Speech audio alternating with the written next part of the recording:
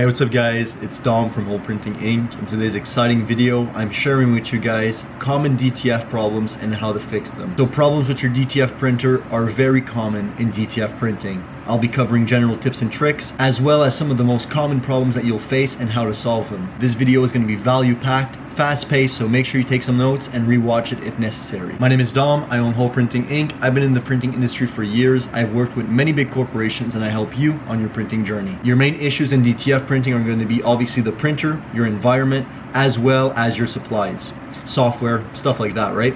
So number one, it's going to be printhead clogs. You're going to have a point in your DTF journey at the beginning, in the middle, that you'll go to start your production, head cleaning, nozzle check, the usual stuff, right? And then you'll have a head clog, meaning that basically the nozzle check is not looking too good, especially where the white is. There's a multitude of different factors that cause this, and there's also a bunch of ways to solve it. To keep it simple, the main thing that causes head clogging in your printhead is going to be the fact that you haven't printed in a while, or the overall lifespan of your printhead is getting to the end. Some interesting ways to fix this. I'm going to make an in-depth video on how to put your printer in night mode and also in vacation mode if ever you need to go out of town. These videos will come in the nearby future, but for now, the main thing you guys want to do is to make sure you have an end of night routine. You basically, at the end of your production day, you go to your DTF printer, you turn it on, you do a head cleaning, you cycle through a bunch of times until you get a nice nozzle check. From there, you clean underneath the printhead with a lint-free cloth with alcohol, an alcohol swab. You clean the squeegee that wipes the printhead as well as the capping station. You can go a step further and put cleaning solution inside of the capping station, but I'll make an in-depth video very soon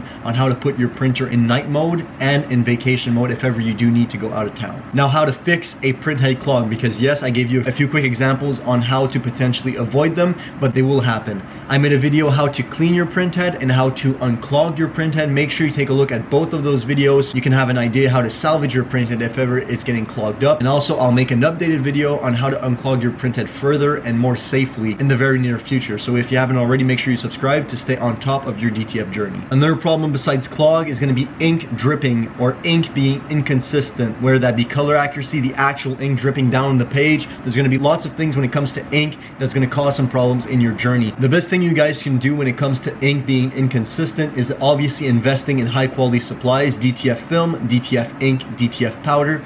The other thing you can control is your environment. Let's say you're doing this in your home, in a shop, whatever the case may be. Make sure you have a humidifier, a dehumidifier, depending on what season you're transitioning into. Like for us here in Canada, it's getting a bit colder, almost towards the end of the month of November. So it's important to control our humidity, our temperature, making sure it's stable, and also investing into a humidifier to actually put more humidity since it's getting drier in the shop.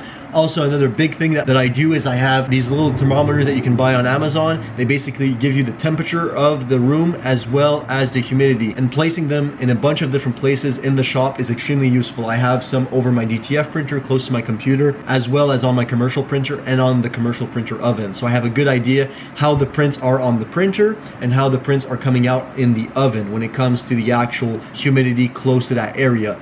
Obviously, temperature is very important. Anywhere from 20 to 25 degrees Celsius is ideal. And for us, anywhere from 35, usually it's 40, but for us it's 35% to around 55%. We found that it's ideal for DTF printing. Your settings might be a bit different, so make sure you do your own testing and look up why humidity is so important for DTF printing. Another thing you guys are going to experience is flashing lights, malfunction. This is one of the most common problems. You're gonna have to reset your waste ink pad. I made a bunch of videos on how to fix flashing lights, and I'll have even more updated videos coming soon. I believe I made up to 3 videos to this date. They got a lot of views because yes, flashing lights are a bummer. The red flashing lights are most definitely something that is very frustrating if you're not too sure how to fix it. So make sure you look at my videos and you do your own research on how to resolve that problem. And also alignment issues, stuff like that is going to be pretty much your main problems in DTF printing. So I basically shared some tips, some common problems and how to solve them. And the number one thing that you're going to experience in DTF printing is the actual quality. You printed out your DTF transfer, it looks pretty good, color accuracy looks pretty okay, putting your powder on your sheet, baking the transfer, and you go to apply it on a hoodie, a t-shirt, whatever the case may be.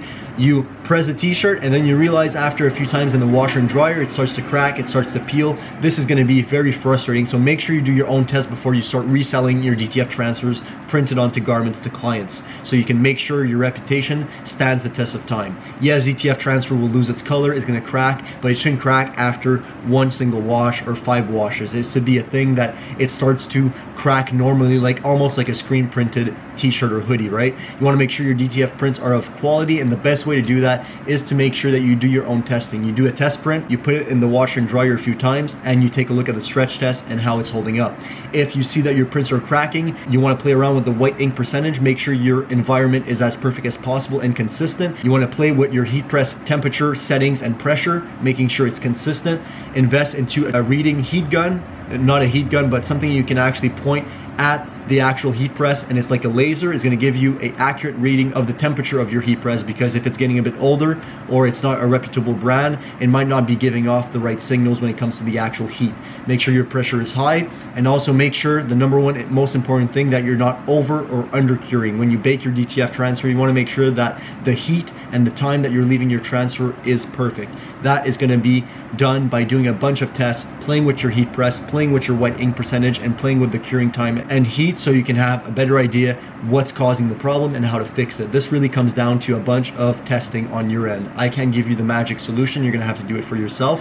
However, make sure you do it before you start production, and you make yourself your very own t-shirts, so you can put them in the washer and dryer and do your test every few months to make sure that the quality is staying consistent, because settings change, stuff gets older, and you need to readjust as you keep moving forward. If ever you're having problems, you're not too sure what the next step in your business is, should I sell this printer, should I throw it out of the window, should I keep doing it, make sure you take a look at the first link in the description. This is the DTF private membership. It's one of the best tools you can have in your DTF arsenal. If you have the DTF private membership, it's going to elevate you quicker, faster. You're going to be connected with experts, and we're all in this together to grow, learn, and evolve all together. Whenever you have a problem like this, like flashing lights, if ever you're having humidity issues, if ever you're having color inaccuracies, whatever the case may be, really, when it comes to DTF printing issues, we're there to help you every single step of the way. It's pretty cost effective, considering the investment of a DTF printer is not cheap, and you don't want to break anything. So make sure you're surrounded with experts, whether it be the DTF private membership, a DTF online free group, whatever the case may be. Make sure you're surrounded with experts that can guide you and help you in your DTF journey. It's better to do it together than alone. We can all learn from each other and grow as we go. Hopefully this video shines some light on the common problems, tips and tricks on how to solve those problems, and just general information about DTF printing, so you can have a better understanding of how to fix those problems quickly, get back to production. And again, if ever you're having a stubborn issue that doesn't want to go away, make sure you take a look at the first link in the description. I'll give you a call to make sure the membership is a right fit for you, and I'll see you on the others. Thank you guys so much for watching. This was Dom from Whole Printing Inc. Make a print you'll never forget.